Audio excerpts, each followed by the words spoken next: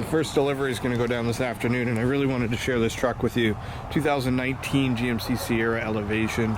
This truck actually got a 2-inch lift added, running boards, rain guards, bug deflector. I don't have the keys on me, so it is locked because I don't want anybody in here getting it dirty. 5.3 liter, black interior.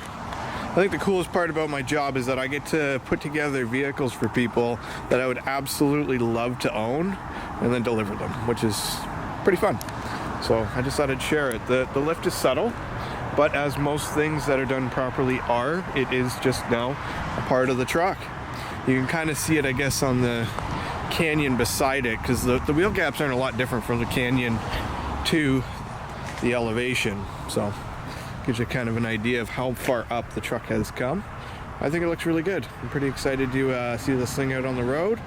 It does have the technology package, so forward parking sensors and convenience lights and blind spot detection, and it's just a great looking, mean, beautiful truck.